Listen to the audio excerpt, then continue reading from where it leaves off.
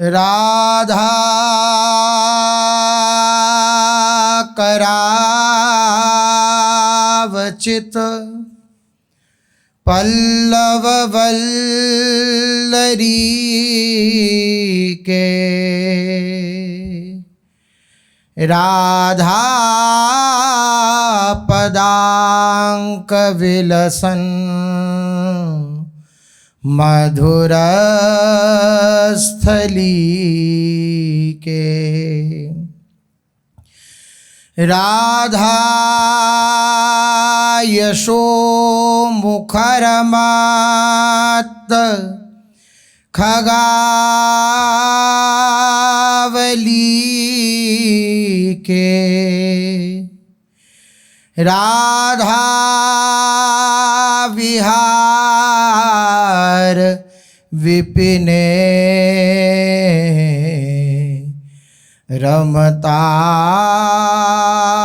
मनो में प्रेमानंद उत्पुलकित गात्रौ विद्युद्धाराधर समकांति श्री राधा कृष्णौ मनसि दधानम् वन्देऽहं श्रीहितहरिवंशं वन्देऽहं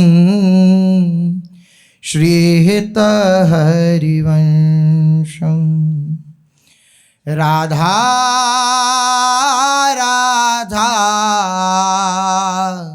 राधा राधा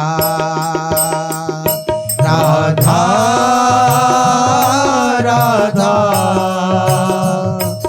राधा राधा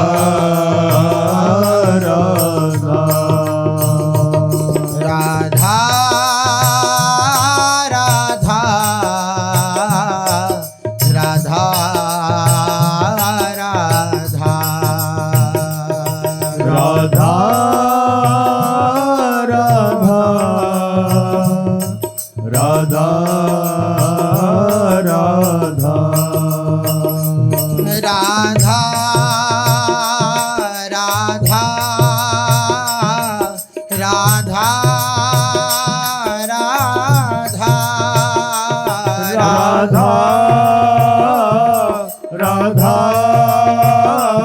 राधा राधा राधा राधा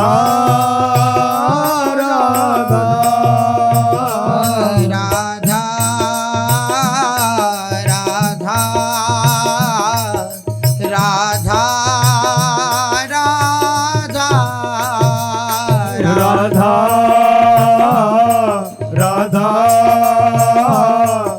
राधा राधा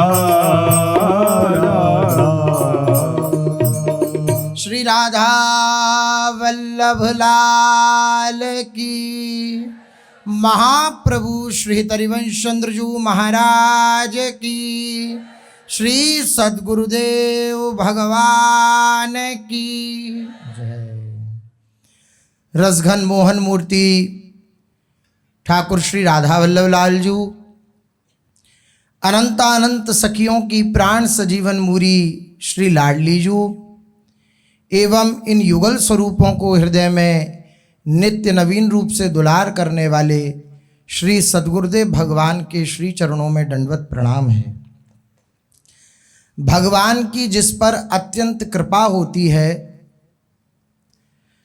भगवान ने जिस जीव के लिए अपने हृदय में ये ठान लिया होता है कि अब इसका कल्याण हो जाना चाहिए, अब इसकी इस संसार से मुक्ति हो जानी चाहिए, ये हमारे धाम में आ जाना चाहिए, उस जीव पर जब प्रभु ऐसी हृदय में भाव रखते हैं उसके प्रति, तब कृपा करके महापुरुष जन उसे अपना समझने लगते हैं।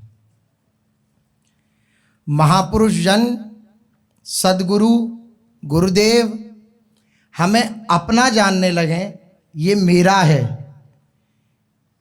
इसका अर्थ यह है कि प्रभु ने स्वीकार कर लिया। सीधी सी बात, गुरुदेव ने स्वीकार कर लिया। गुरुदेव के हृदय में आपके प्रति अपनापन जागृत हो गया, पक्षपात जागृत हो गया। इसका अर्थ यह है कि प्रभु ने आपको पूर्ण रूपेण स्वीकार कर लिया है। और गुरुदेव अगर रूठे हैं तो फिर हरि रूठ जाए तो बात बन सकती है, गुरुदेव मना लेंगे, लेकिन गुरुदेव रूठ जाए तो।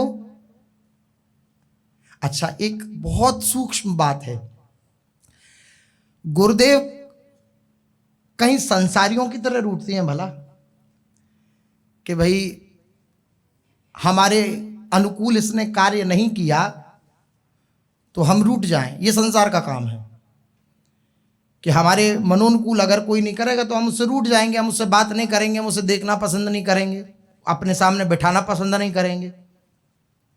तो क्या गुरुजनों में भी ऐसी बात होती है? क्या इस बात से वे रूठते हैं? नहीं।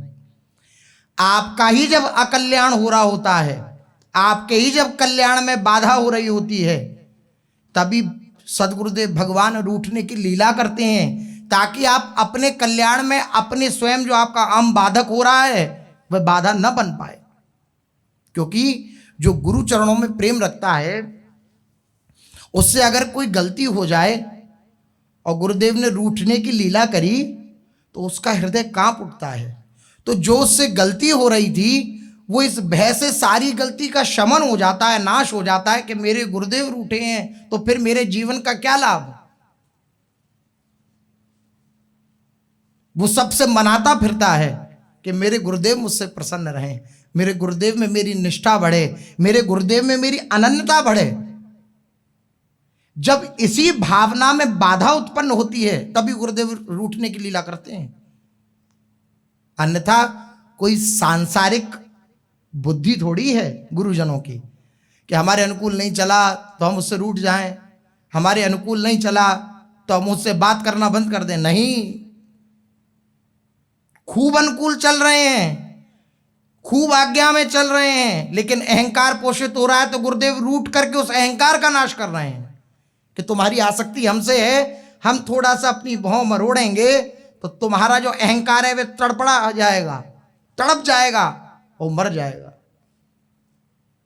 इसलिए गुरुदेव का जो रूठना होता है वह भी परम मंगल में होता है, संसारिक रूठना नहीं होता उनका। वो हमारे कल्याण के लिए ही हमसे रूठते हैं, उनका अपना कोई स्वार्थ नहीं होता इस विषय में। इसलिए महापुरुषों ने अगर अंगीकार कर लिया तो प्रभु उसका कभी परित्याग नहीं कर सकते। महापुरुषों ने जिसे अंगीकार कर लिया, गुरुजनों ने जिसे अंगीकार कर लिया, ये मेरा है। और हमारे गुरुदेव तो कहते ही हैं हम तुम्हारे हैं, हम तुम्हारे मित्र हैं। जहां तुम कहीं भी किसी बाधा में लगो कि मेरे अंदर जीवन में कोई बाधा आ रही है तो तुम बस स्मरण कर लेना, हम वहीं खड़े होंगे, वहीं पे होंगे हम, बस स्मरण कर लेना। स्मरण होंगे तो गुरुदेव वहीं हर समय हमारे साथ हैं, लेकिन स्मरण करने से आपको ध्यान में आ जाएगा कि गुरुदेव हमारे साथ हैं। कहीं भी कोई बाधा हो तो बस स्मरण कर लेना। शास्त्रों में तो यहां तक लिखा है कि केवल गुरु गुरु गुरु गुरु ऐसा जब करता है अपने गुरुदेव का स्मरण करके तो वह संसार सागर से पार हो जाएगा। सबसे बड़े उदाहरण श्री सेवक जी महाराज, वंश बिना हरि नाम हु लियो न जाकी टेक, पावे सोई वस्तु को जाके है व्रत एक। अपने गुरुदेव का नाम स्मरण करके गुरुदेव की समस्त संपत्ति प्राप्त कर ली। इतनी महिमा है गुरुदेव के नाम की भी। गुरु गुरु गुरु गुरु ऐसा हम रटते हैं और हम बहुत कोसों दूर रहते हैं, गुरुदेव के निकट नहीं रहते हैं, तब भी सारी हृदय की वस्तु गुरुदेव की आपके हृदय में स्थापित हो जाएगी। महापुरुषों ने ऐसा वर्णन किया, उनकी वाणी प्रमाण है, श्री कबीरदास जी कह रहे हैं, जो गुरु बसे बनारसी, शीश समुंदर तीर, एक पलक बिसरे नहीं, जो गुण हो ये शरीर। यदि गुरु कहीं दूर बसते हैं, इन्होंने उदाहरण दिया वाराणसी, मान लो हमारे गुरुदेव वृंदावन में बसते हैं प्रकट रूप में, और शिष्य कहीं समुद्र के निकट अर्थात बहुत दूर बसता है, गुरुदेव के प्रकट शरीर के निकट नहीं है और बहुत दूर बसता है, लेकिन शिष्य के शरीर में गुरु का गुण होगा। किस शिष्य के हृदय में, किस शिष्य के हृदय में गुरु के भावना से भावित होगा? किस शिष्य का हृदय? बोले जो गुरुदेव का स्मरण करता रहेगा।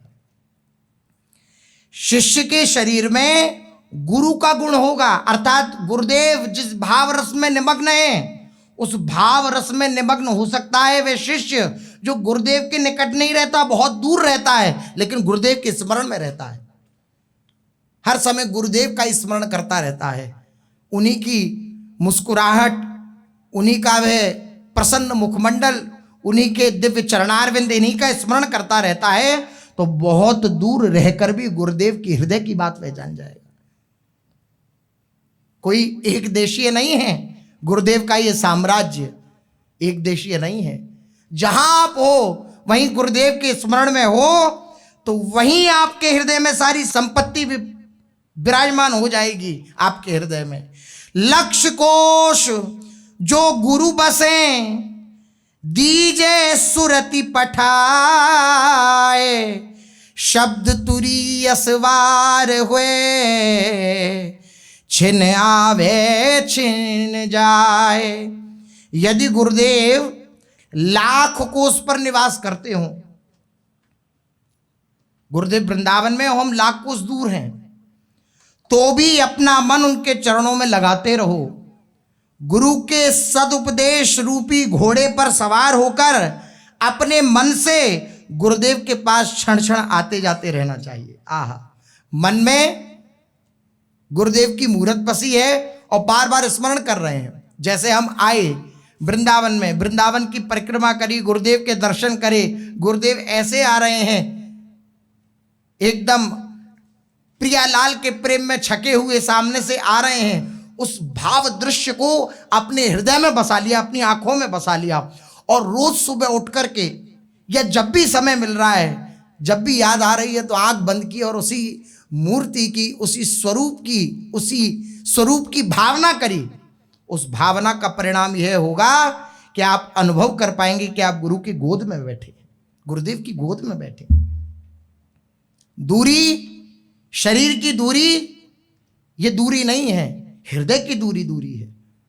पास रहकर भी अगर हृदय से दूर है तो उस लाभ से लाभान्वित नहीं हो पाएगा, और दूर रहकर भी दूरी नहीं है तो विशेष चमत्कार उपासकों को अनुभव में आते हैं। इसलिए गुरुदेव का चिंतन, गुरुदेव का स्मरण, उन्होंने हमें स्वीकार कर लिया, उन्होंने स्वीकार कर लिया, अर्थात प्रभु अब कभी अस्वीकार नहीं कर सकते, अब कभी प्रभु छोड़ नहीं सकते। प्रभु की सामर्थ्य नहीं है कि प्रभु छोड़ दें। हैं लाडली जू, वे कहती हैं, अच्छा तू सखी की है, आजा निकट बैठ मेरे पास। अच्छा तू अमुक सखी की दुलारी है, हाँ आजा निकट बैठ मेरे पास, चल ये सेवा कर। आदेश करती हैं लाडली जू, ये मेरी सखी की निज जन है, अर्थात ये मेरी सखी की है तो ये मेरी भी है। लाडली जू प्रेम करती हैं किससे? जो सखियों से संबंध जोड़ लेता है, आचार्यों के शरणागत हो जाता है, जो सखी सदरूप गुरुदेव हैं उनकी शरण में पड़ जाता है, तो लाडली जू कभी उसको अस्वीकार नहीं करती। ले जू ताको नाम ऋणी ताकी रहूं। श्री जी कह रही हैं कि जो हरिवंश चंद्र जू का नाम ले लेगा, अर्थात जो अपने सखी स्वरूप गुरुदेव का नाम ले लेगा, मैं उसकी ऋणी रहूंगी, मैं उसकी ऋणी हो जाऊंगी, उसको सदा अपना अंग संग प्रदान करूंगी। ये बस एक बात की सावधानी रखनी है कि जब कृपा से गुरुदेव की शरण मिल गई, तो बस अब निरभिमान हो करके बिल्कुल अहंकार ना छू जाए हृदय में, और निराभिमान होकर के उनके चरणों को दृढ़ता से पकड़ ले। क्योंकि अगर निराभिमानता नहीं आएगी तो दृढ़ता से आप चरण पकड़ नहीं पाएंगे गुरुदेव की, अर्थात उनका आश्रय नहीं ले पाएंगे। आपकी अपनी मान्यता होंगी तो आप गुरुदेव का आश्रय नहीं ले पाएंगे। निराभिमान कठपुतली के समान, कोई अपनी इच्छा ही नहीं, कोई अपनी मान्यता ही नहीं, कोई अपना अस्तित्व ही नहीं। जब ऐसी स्थिति चित्त की होती है तो वो दिव्य चमत्कार उस उपासक के हृदय में प्रकट होता है, उस शिष्य के हृदय में प्रकट होता है। कैसा चमत्कार? जो गुरु के हृदय में चल रहा है वही उसके हृदय में चलने लगता है। पूर्ण रूपेण समर्पित हैं तो ऐसे ऐसे अनुभव शिष्यजनों को हो रहे हैं। कैसा अभिमान को रौंदते हैं गुरुदेव, इसकी कल झलक एक चरित्र के माध्यम से अपने जन शिष्य का कैसा समर्पण और गुरुदेव की कैसी कसौटी। पूज्य श्री रसिक देव जी महाराज जब गद्दी पर विराजे श्री रसिक देव जी महाराज, तब उनका नाम रसिक देव जी हुआ, और जब शिष्य अर्थात जब सेवा में नियुक्ति थी तब रसिक दास नाम था उनका। तो दोनों प्रकार से वर्णन किया गया है, कहीं कहीं रसिक दास नाम लिया गया है और कहीं कहीं रसिक देव जी। जब गद्दी पर विराजमान हुए तो उन्हीं का नाम रसिक देव जी हुआ। रसिक देव जी या रसिक दास जी अलग अलग नहीं है, रसिक देव जी ही रसिक दास जी हैं। कल आप लोगों ने श्रवण किया कि गुरुदेव कैसे कसौटी पर उन्हें कस रहे हैं। अपने ही शिष्य पूज्य इनके गुरुदेव श्री नरहरि दास जी अपने ही शिष्य श्री केशव दास जी से कहते हैं कि हमारी इच्छा है कि लोगों को भी पता लगे कि शिष्य का समर्पण कैसा होना चाहिए, शिष्य कैसा होना चाहिए। आज भी ऐसे समर्पित चित्त संसार में है, ऐसा हमें सबको उदाहरण देना है। हमारी इच्छा है केशव दास तुम उद्वेग उत्पन्न करो रसिक दास पर, अनेक प्रकार के क्लेश दो उन्हें और अनेक प्रकार की उनकी गलतियां निकालो, हमारे सामने प्रस्तुत करो। ये तुम्हारी भी सेवा है, हमने आज्ञा करी है, तुम्हारी सेवा अगर तुम इस बात में परिपूर्ण हो गए, अर्थात ये काम हमारा कर दिया, ये सेवा हमारी कर दी, तो हम तुम्हें भी उत्तीर्ण मानेंगे शिष्य भाव में। केशव दास जी ने कहा कि यद्यपि बहुत निष्ठावान हैं श्री रसिक दास जी, आप डिगाना भी चाहेंगे तो वो अपनी निष्ठा से डिगेंगे नहीं, लेकिन आपकी आज्ञा हुई है तो वो मेरे लिए शिरोधार्य है। तो अनेक प्रकार की बातें, झूठी झूठी बातें गुरुदेव के सामने जाके कहना, उनको डांट पड़वाना। अब रसिक दास जी आते बस गर्दन नीचे करे खड़े रहते कि गुरुदेव की जैसी इच्छा, कोई अपना अस्तित्व ही नहीं। आपको बिक गया ये जीवन, बिके हुए शरीर पर, बिके हुए मन पर, बिके हुए बुद्धि पर, अहम पर मेरा कोई अधिकार नहीं है। आप जैसा चाहो वैसा इसके साथ बर्ताव करो, मेरी कोई मान्यता नहीं है, मेरा कोई हट नहीं है कि आप ऐसा ही मेरे साथ व्यवहार करो।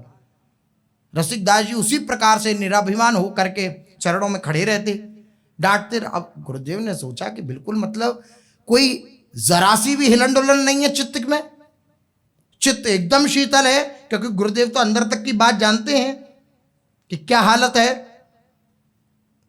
विचार किया कि कुछ ना कुछ ऐसा करना पड़ेगा कि थोड़ा सा और डोज बढ़ानी पड़ेगी इनकी।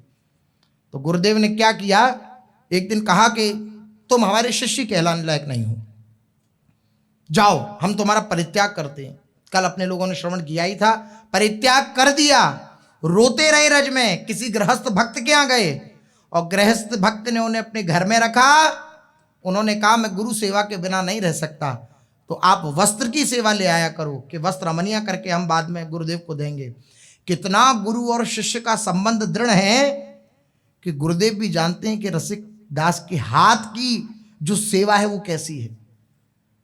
रसिक दास जी सेवा करके भेजते हैं गुरुदेव के वस्त्रों की, और वस्त्रों को जब गुरुदेव देखते हैं तो देखते ही बोलते हैं अंदर से कि ये तो रसिक दास ने सेवा करी है।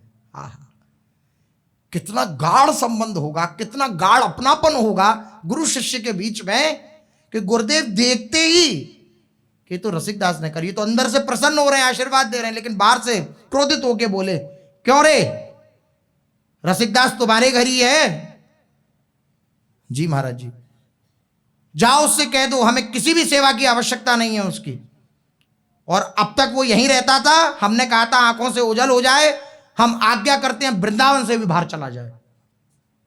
अब एक शिष्य के लिए इससे बड़ा दुख की बात क्या हो सकती है कि गुरुदेव कह दें कि तू हमारी आंखों से ओझल हो जाए, और फिर दूर रहकर वो सेवा कर रहा है तो उसमें भी वे कह दें कि, क्योंकि देखा कि सेवा भाव, इनके भाव की गहराई इतनी है कि बिल्कुल भी हिलन डोलन नहीं हुई चित्त में। लाओ और थोड़ा सा कसें कसौटी पर। बलिहारी है ऐसे गुरुदेव की और ऐसे शिष्य की। इतनी सामर्थ्य, कितनी सामर्थ्य गुरु सेवा से इनके हृदय में प्रकट हो गई कि बिल्कुल भी कोई फर्क नहीं पड़ रहा है चित्त पर, निष्ठा के प्रति। निष्ठा बिल्कुल डामाडोल नहीं। अरे कि ये लो अपनी कंठी माला, बहुत ही नाच नचायो, बहुत दिन हो गए आपकी सुनते सुनते, मतलब अब आपके चरणों में समर्पित होते जा रहे हैं तो आप हमारे साथ ऐसा बर्ताव कर रहे हो। कोई प्रश्न नहीं, आपकी वस्तु है। वो दुरुस्त होते जा रहे हैं, निरपेक्ष होते जा रहे हैं प्रकट में गुरुदेव, तो प्रकट में शिष्य और आसक्त होता चला जा रहा है। ऐसा रसिकदास जी का जीवन। वृंदावन का परित्याग कर दें, जाओ कह दो उनसे जाकर के, जो गृहस्थ भक्त गया सेवा लेके, हम उसकी कोई सेवा स्वीकार नहीं कर रहे।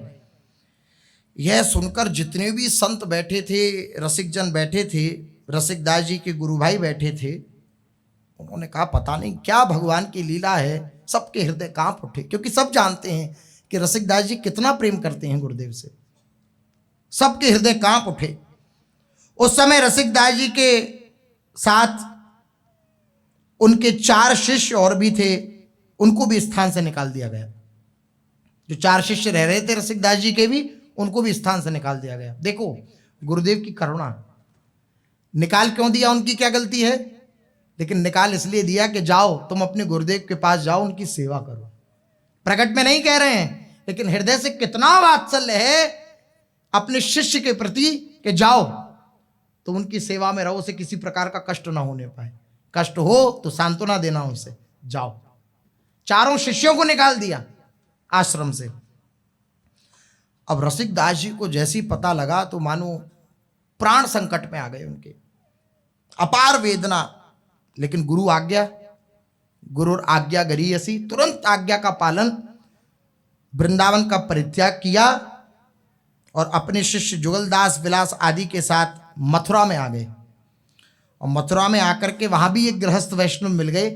वह गृहस्थ वैष्णव ने प्रार्थना करी और प्रार्थना करके अपने आवास पर रहने की उनसे प्रार्थना करी कि आप हमारे आवास पर चलिए,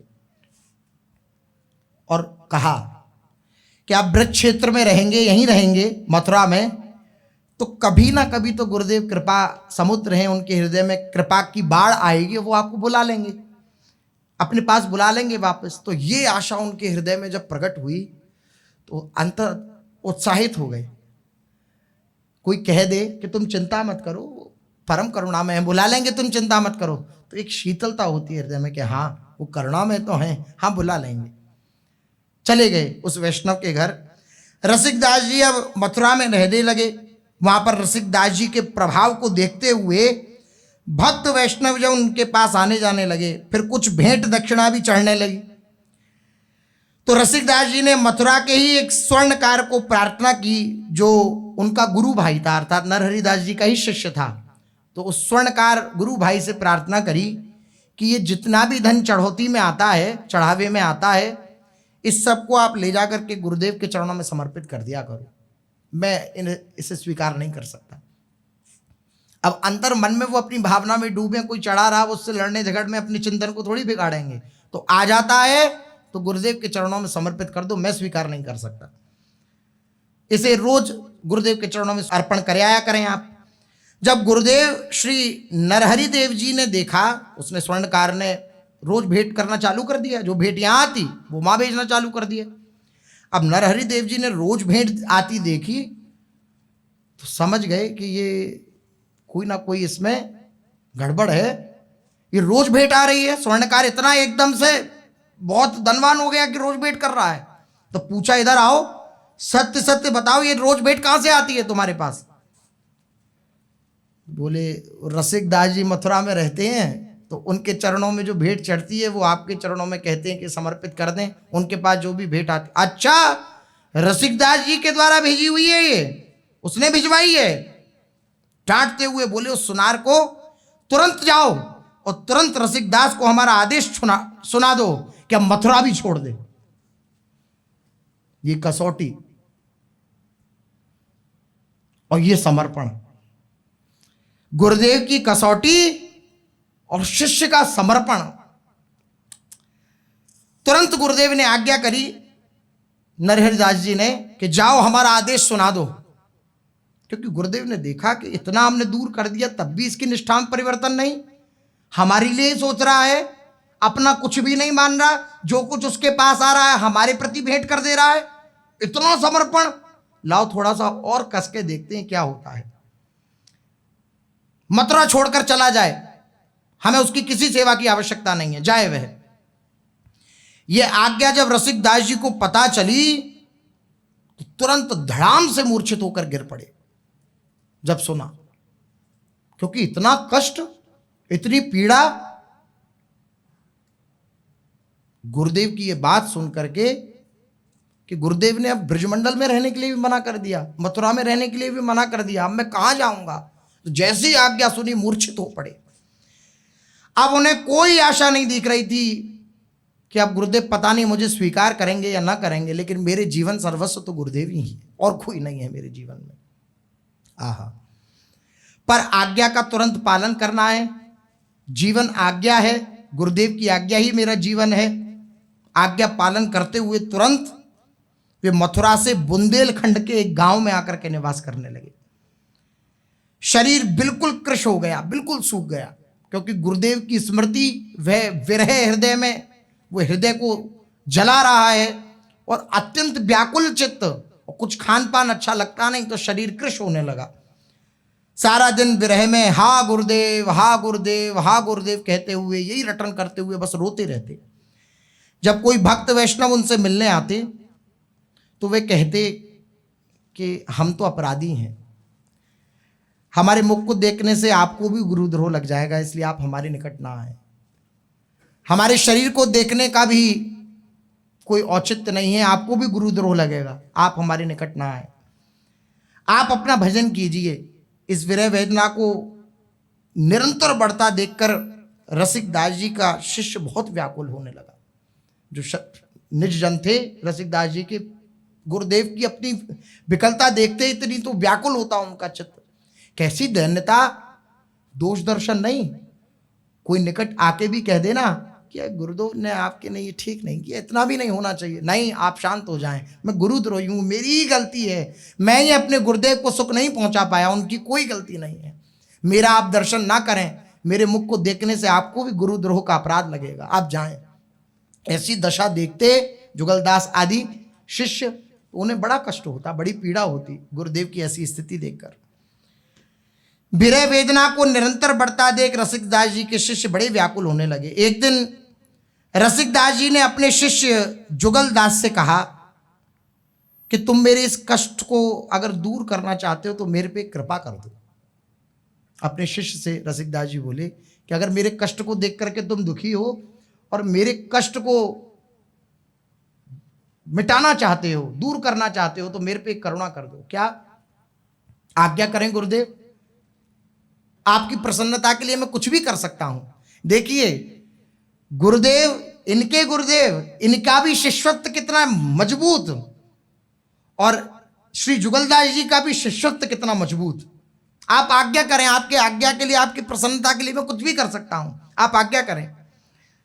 जुगलदास जी ने जैसे ही कहा तुरंत थोड़ी सी मुस्कुराहट आई रसिकदास जी के चेहरे पर और आंखों की से आंसू की धारा बहने लगी। मुस्कुरा रहे हैं हल्के हल्के और आंखों से आंसू बह रहे हैं। बोले तुम मेरे जीव को जिला सकते हो, अर्थात मेरे प्राण ना निकलेंगे अगर तुमने मेरी इस आज्ञा का पालन कर लिया तो।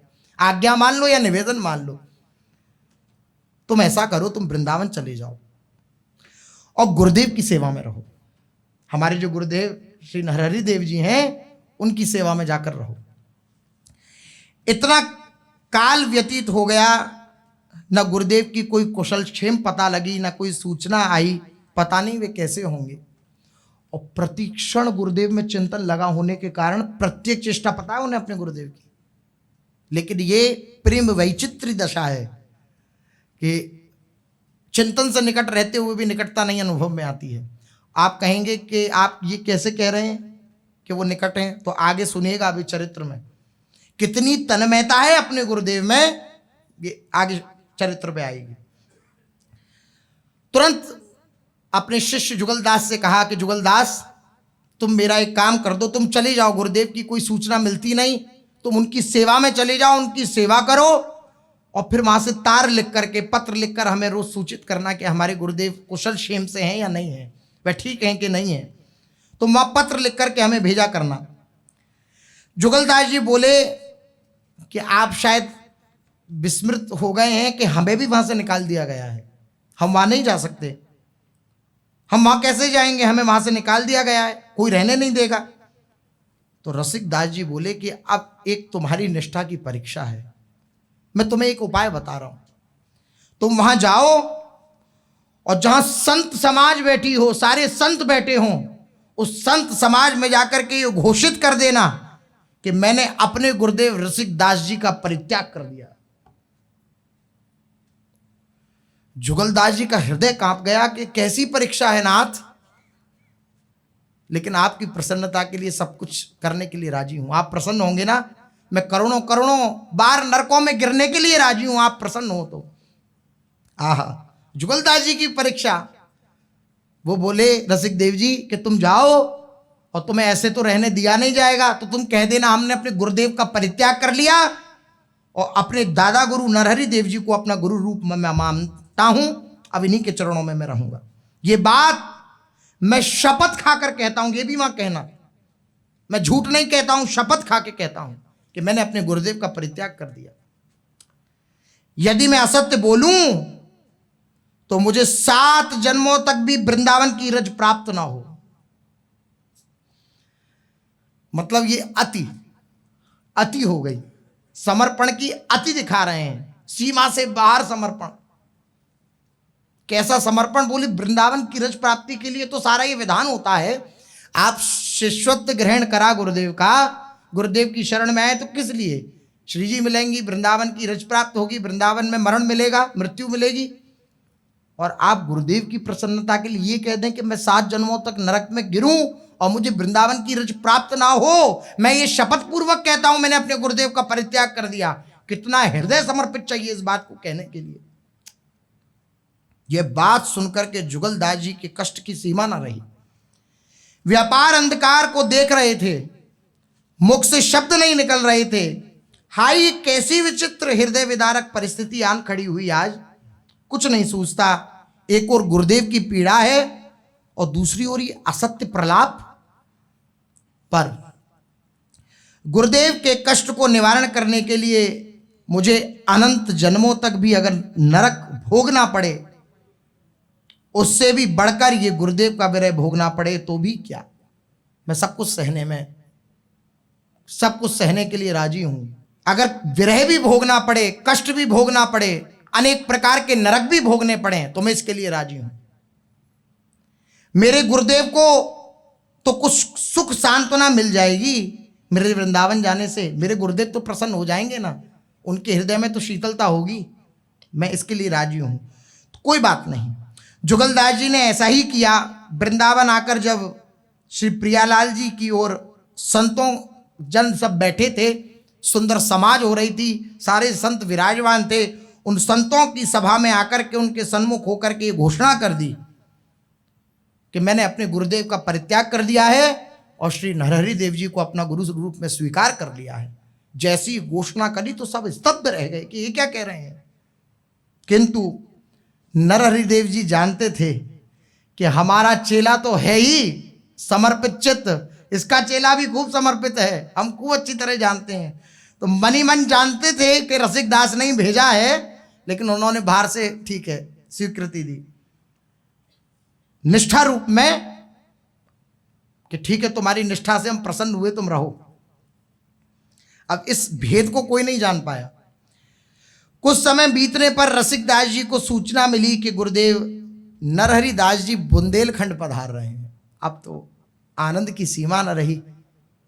लेकिन जैसे ये सूचना मिली कि गुरुदेव बुंदेलखंड पधार रहे हैं, एक तरफ आनंद हुआ कि गुरुदेव आ रहे हैं और एक तरफ क्लेश हुआ कि मैं मैं अपने गुरुदेव के सामने जाऊंगा कैसे, उन्होंने तो मना कर दिया है कि मेरे सामने नहीं आना। फिर एकदम रो पड़े, पर हाय मैं अभागा, तो यहां भी कहां गुरुदेव के दर्शन कर पाऊंगा। श्री नरहरि देव जी एक गांव में आकर अपने शिष्यों और संतों सहित रुके। देखिए गुरुदेव का प्यार, कहीं और भी तो जा सकते थे गुरुदेव, अच्छा कोई सूचित थोड़ी करा है श्री रसिकदास जी ने कि हम बुंदेलखंड में हैं, लेकिन ये है बिना फोन का फोन, बिना तार का तार, ये अंदर का जो चिंतन जुड़ा हुआ है। तो गुरुदेव की प्रत्येक चेष्टा रसिकदास जी को पता है और रसिकदास जी की प्रत्येक चेष्टा गुरुदेव को पता है। आहा, नरहरि देव जी बुंदेलखंड के गांव में गए, सभी जन दर्शन करने को जाने लगे। ग्रामवासियों ने रसिकदास जी से भी चलने की प्रार्थना करी लेकिन वह रोने लगे और कहने लगे, बोले गुरुदेव को यदि मेरा मुख दिख गया तो उन्हें अपार कष्ट होगा मेरे मुख को देख करके। मैंने उन्हें कभी सुख नहीं दिया, भैया आप ही उनकी कुशल क्षेम पूछ करके हमें बता देना, मैं उनके सामने नहीं जाऊंगा, उनको कष्ट होगा। मैंने कभी उन्हें सुख तो दिया नहीं, मैं दुख क्यों दूं। रसिकदेव जी निरंतर गुरुदेव के चिंतन में डूबे रहते। अब जो बात समर्पण की कि कैसा चिंतन है, प्रत्येक चेष्टा प्रत्येक कार्य गुरुदेव का उन्हें पता है कि इस समय गुरुदेव क्या कर रहे हैं। और गुरुदेव के जीवन में अगर कोई भी घटना घटती है तो रसिकदास जी के जीवन में उसका पादार्पण हो जाता है, प्रकट हो जाती है वह घटना। आप देखिए गुरुदेव चिंतन में डूबे रहते हैं और गुरुदेव के चिंतन में श्री रसिकदास जी डूबे रहते हैं। एक दिन जहां गुरुदेव रुके हुए थे वहां रात्रि में सेवकों ने श्री नरहरि देव जी को गलती से बहुत गर्म दूध पिला दिया, क्योंकि चिंतन में गुरुदेव मग्न है। प्रियालाल के चिंतन में कहां दे कि तो गरम गरम दूध पिला दिया और गुरुदेव पी गए। गुरुदेव तो नित्य लाल ललना की भावना में लीन थे, उन्होंने वे दूध पी लिया। यह घटना जब हुई तो यहां रसिकदेव जी गुरुदेव के चिंतन में थे, उनके मुख और जिह्वा पर भी उस दुग्ध के प्रभाव से छाले पड़ गए। देखिए समर्पण शिष्य का, शिष्य जो गुरुदेव का चिंतन करता है तो कैसी दशा प्राप्त हो जाती है। गुरुदेव ने दूध पिया, गरम दूध गुरुदेव के मुख में कष्ट पहुंचा रहा है, लेकिन उस कष्ट का प्रभाव कहां दिख रहा है, शिष्य के मुख में। गुरुदेव ने गरम दूध पिया और शिष्य के मुख में छाले पड़ गए, मुख जल गया, मुख लाल हो गया। वे अपनी जिह्वा पकड़कर हा गुरुदेव कह करके रात्रि में रोने लगे। जिह्वा पकड़ी और हा गुरुदेव कह के रोने लगे। आसपास वाले जितने भी नजदीकी में संत थे सब आए, सबने देखा कि गुरुदेव हा गुरुदेव करते हुए जीव आपने पकड़ रखी है, ऐसी स्थिति आपकी क्यों हुई, आप क्यों रो रहे हैं। तो रसिकदेव जी ने कहा कि गुरुदेव को किसी ने बहुत उष्ण दूध पिला दिया है, बहुत गर्म दूध पिला दिया है और उनकी जिह्वा में कष्ट है। सबने देखा, रसिकदास जी के भी छाले पड़े हुए थे। अगले ही दिन श्री गुरुदेव भावना में लीन थे अपने प्रियालाल की, तभी एक आम के पेड़ की डाली से टकराकर माथे पर चोट लग गई। श्री नरहरि देव जी प्रियालाल के चिंतन में डूबे हुए थे, जा रहे थे, आम का पेड़ पड़ा, ध्यान नहीं दिया, टकराए तो उनके सर पर चोट लग गई। वह भी रसिकदास जी को अनुभव में आई और उनके मस्तक पर चोट का निशान उभर आया। ये कल्पना नहीं है, इसको कल्पना न समझिएगा। बालक को कष्ट होता है तो मां प्रभावी होती है, लेकिन यहां उल्टा है, मां को कष्ट हो रहा है तो बालक प्रभावी हो रहा है। गुरुदेव को कष्ट हो रहा है तो चिंतन का ऐसा प्रभाव है कि शिष्य को वह अनुभव में आ रहा है। तुरंत वो प्रभाव दिखा, उनके लगी मस्तक पर तो तुरंत वो चोट उनके मस्तक पर उभरी आई। सबने देखा। यह सब बात जान करके सभी ग्रामवासियों को बड़ा आश्चर्य हुआ। कुछ दिन बाद जब भ्रमण करते हुए श्री नरहरि देव जी निकट के गांव आए जहां रसिकदास जी रहते हैं, वहीं निकट में आए, तो ग्रामवासियों ने मस्तक की चोट और गर्म दूध का जो ये घटना घटी थी वो सारी की सारी नरहरिदास जी को सुना दी। ये नहीं बताया कि रसिकदास जी को ऐसा अनुभव हुआ कि उन्होंने पूछा कि गुरुदेव आपको क्या अभी थोड़े दिन पहले मुख में छाले या कुछ ऐसा गर्म उष्ण दूध पिला दिया था किसी ने, या आपके मस्तक पर चोट लगी थी क्या कुछ दिन पहले? जैसे ये बात सुनी नरहरि दास जी ने समझ गए कि रसिकदास यहीं कहीं है। संबंध का चमत्कार। नरहरि दास जी बोले रसिकदास यहीं कहीं है अवश्य।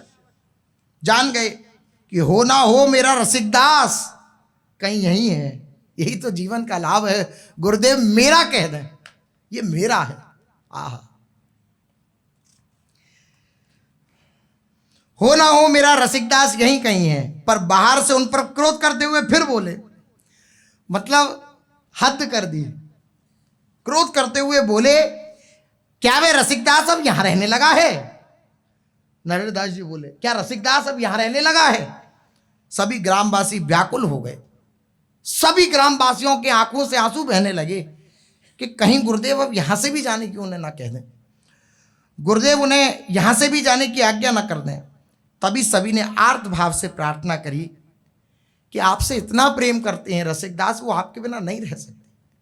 उनका प्रेम हम कैसे वर्णन करें? दिन रात बस आपकी स्मृति से युक्त होकर हा गुरुदेव, हा गुरुदेव, हा गुरुदेव पुकारते रहते हैं। अब आप उन्हें क्षमा कर दें, अब आप उन्हें इतना कष्ट ना दें। वो बहुत जल रही हैं, उन्होंने बहुत पीड़ा प्राप्त कर लिया, अब नहीं। उनके प्राण केवल आपके चरणों की छाया में ही बस सकते हैं। उनको केवल एक ही आशा जलाए हुए है कि मेरे गुरुदेव मुझे एक ना एक दिन वापस जरूर बुलाएंगे अपने चरणों में, अन्यथा उनके प्राण निकल जाएं। अब तक वो जीवित ना रह सकते अगर ये आशा उनके हृदय में ना होती तो। सबके प्रार्थना करने पर श्री नरहरि देव जी ने कहा कि जाओ रसिकदास को बुला के लाओ, जाओ उससे कहो हमने बुलाया है।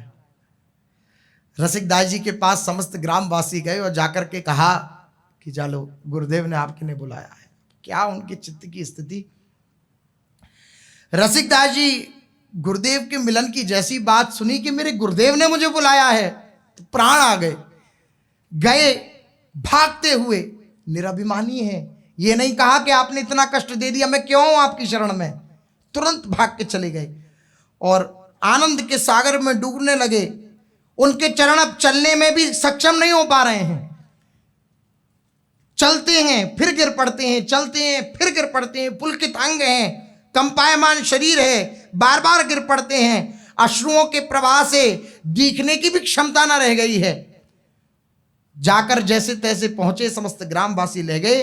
दंड के समान प्रणाम करा गुरुदेव के सामने। जैसे किसी डंडे को गिरा दिया जाए तो कैसे गिरता है, वो एकदम ऐसे एकदम गिर पड़े गुरुदेव के चरणों में और हिलकियां मार मार के रोने लगे। खड़े भी नहीं हो पा रहे हैं। आज गुरुदेव की ममता करुणा का बांध टूट पड़ा। नरहरि देव जी उठे, अपने हाथों से रसिकदास जी को उठाया और गले से लगाया। गले से लगाकर बोले, नरहरि दास जी कि आज मैं हार गया। रसिकदास, तेरी निष्ठा के आगे मैं हार गया।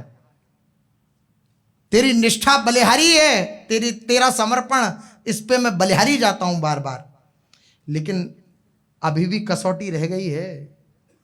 इतने पे भी शांति नहीं पड़ेगी। बार बार चरणों से लिपटा रहे हैं, श्री रसिकदास जी लिपट रहे हैं, बार बार गुरुदेव उठा रहे हैं, गले से लगा रहे हैं और बोले, चल रसिकदास अब वापस चल वृंदावन। वापस ले आए वृंदावन।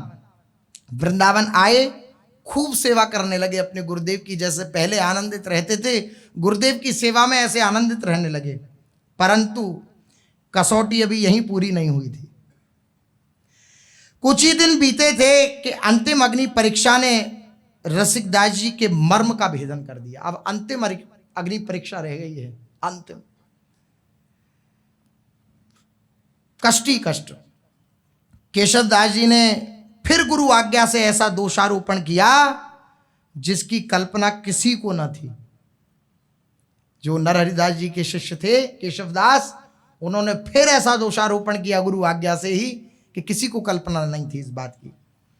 उन्होंने कहा कि रसिकदास गुरुदेव को विष देना चाहता है। अब जितनों ने सुना सब हक्के बक्के रह गए कि रसिकदास इतने समर्पित चित्त गुरुदेव को विष देना चाहते हैं। देखो, और विष की पोटली ले जाकर के उनके कक्ष में रख दी। बोले देखो इनके कक्ष से हमें ये विष की पोटली मिली है, मैंने इनके पास ये देखी है। अब तो सब स्तब्ध रह गए। गुरुदेव ने फिर उनसे कह दिया कि तू सदा के लिए हमारे सामने से अलग हो जा। आज्ञा दे दी और रसिकदास जी बिना कुछ कहे अपार कष्ट के साथ फिर यमुना पुलिन पर आए और बस अब अनशन व्रत धारण कर लिया कि मेरे प्राण छूट जाएं, अब मैं कुछ खाऊंगा पीऊंगा नहीं, गुरु के विरह में ही अपने प्राणों को त्याग दूंगा। जब ऐसी निष्ठा की अंतिम परीक्षा हुई, अब प्रियालाल का हृदय झकझोर गया। हमारे प्रियालाल का हृदय कांप उठा और श्यामा श्याम अधीर हो गए। और श्यामा श्याम अधीर होकर के रसिकदास जी का पक्ष लेकर के श्री नरहरिदास जी से कहा। प्रियालाल ने जब सेवा में आए नरहरिदास जी, तो सेवा में आते ही देखा कि प्रियालाल मान की मुद्रा में है। नरहरिदेव जी ने देखा सेवा को स्वीकार नहीं कर रहे हैं, ऐसा लग रहा है कि जैसे भौं सकोड़ कर मुंह सकोड़ करके हम आपकी कोई जैसे रुष्ट हों, मान की मुद्रा में युगल सरकार। तो नरहरिदेव जी ने प्रार्थना करी, जय जय सरकार, कोई गलती हो गई, क्या कारण है आप ऐसे रुष्ट हैं, मान में हैं? तो प्रियालाल बोले कि नरहरि, अब तक हम गुरु शिष्य के बीच में हम नहीं बोले कि तुम जैसा चाहो, तुम्हारा शिष्य है, तुम जैसा बर्ताव करना चाहो कर लो, जैसी उनकी परीक्षा लेना चाहो ले लो, हमने कुछ नहीं कहा। पर अब आपने अति कर दी है। इतना नहीं, वो आपके समर्पित होता जा रहा है और आप परीक्षा पे परीक्षा लेते चले जा रहे हैं। और कितनी परीक्षा लेंगे? देखिए, शिष्य की परीक्षा ली तो श्यामा श्याम का हृदय झकझोर गया, श्यामा श्याम व्याकुल हो उठे। उन्होंने कहा जाओ, हम जब तक आपकी सेवा स्वीकार नहीं करेंगे, जब तक रसिकदास वापस नहीं आ जाएगा, हम आपकी कोई सेवा स्वीकार नहीं करेंगे। जब ही जल ग्रहण करेंगे, हम जल भी नहीं पिएंगे। उधर उन्होंने जल छोड़ा, अन्न छोड़ा, इधर प्रियालाल ने जन छोड़ दिया। बोले हम जब तक आपकी कोई सेवा स्वीकार नहीं करेंगे, जल भी ग्रहण नहीं करेंगे, जब तक आप रसिकदास जी को वापस नहीं ले वाला होगे। नरहरिदेव जी अब व्याकुल हो गए। उन्हें भी रसिकदास जी से बड़ा प्रेम था। तुरंत रसिकदास जी को बुलवाया गया। अमानी रसिकदास, कोई मान नहीं कि आपने हमें दूर कर दिया, बार बार आप यही ले कर रहे हो, कभी दूर जा, कभी पास आ, कभी निकट आ, कभी दूर जा, नहीं हम नहीं आएंगे। अमानी, गुरुदेव ने बुलाया, तुरंत गए रसिकदास जी और गुरु चरणों में दंडवत प्रणाम किया। गुरुदेव ने उठाया और अपने हृदय से लगाया और तुरंत घोषणा कर दी कि श्री स्वामी हरिदास जी महाराज की गद्दी का उत्तराधिकारी श्री रसिकदास है। आज से इसका नाम रसिक देव। ये कहते हुए गुरुदेव ने रसिकदास से कहा, रसिकदास, तेरा पक्ष लेने प्रियालाल आए थे, हम सेवा में गए तो तेरा पक्ष लेकर के वे बोल रहे थे, तो एकदम विनम्र होकर के कि सब आपकी ही कृपा है, मतलब बोल नहीं रहे हैं कुछ, लेकिन अंदर से कि मैं तो इतना अधम हूं कि आपको सुख नहीं पहुंचा सकता, ये आपकी ही कृपा है कि श्री प्रिया प्रीतम इतना प्रेम करते हैं। रसिकदास जी की तरफ नरहरिदास जी ने कहा, इशारा किया और कहा देख सामने। जैसी कहा नरहरिदेव जी ने कि देख सामने, तुरंत देखा कि प्रियालाल जी साक्षात श्री रसिकदास जी के सामने प्रकट हो गए। आहा, वे गलवैया दिए हुए दिव्य लता भवन में प्रियालाल दिव्य रसमयी वार्ता करते हुए, नन्ही नन्ही बूंदों की वर्षा हो रही है और उन दिव्य युगल सरकार का दर्शन करके रसिकदास जी निहाल हो गए। ये समर्पण का फल है। ऐसा समर्पण रसिकदास जी ने देखा। श्री बिहारी बिहारी गलवैया दिए हुए अद्भुत सेज पर विराजमान हैं। श्री ललिताजू सन्मुख हैं और अनंत सहचरियां सेवा टहल में लाल ललना को लाड़ लड़ा रही हैं। नित्य विहार प्रदान कर दिया।